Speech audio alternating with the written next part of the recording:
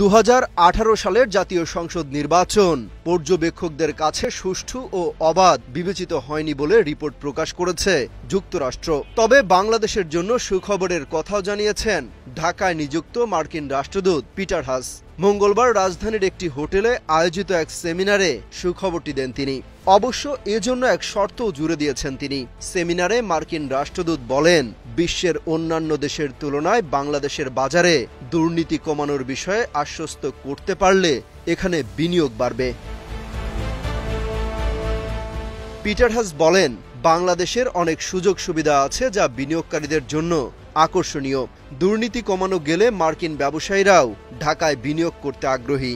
Centre for governance studies এবং centre for international private এন্টারপ্রাইজের আয়োজনে call to action against corruption summit শীর্ষক সেমিনারে রাষ্ট্রদূত পিটার হাস এসব কথা বলেন।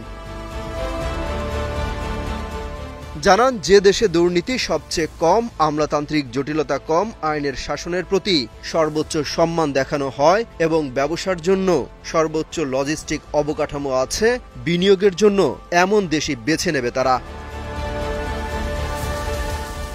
মার্কিন রাষ্ট্রদূত বলেন, দুঃখজনকভাবে তার নিজের দেশেও কিছু কেলেঙ্কারির ঘটনা আছে। তবুও দুর্নীতি প্রকাশ্যে আনা এবং অপরাধীদের জবাবদিহি করা যুক্তরাষ্ট্র এবং অন্যান্য জায়গায় অর্থনৈতিক প্রবৃদ্ধির জন্য অনুঘটক হিসেবে কাজ করে।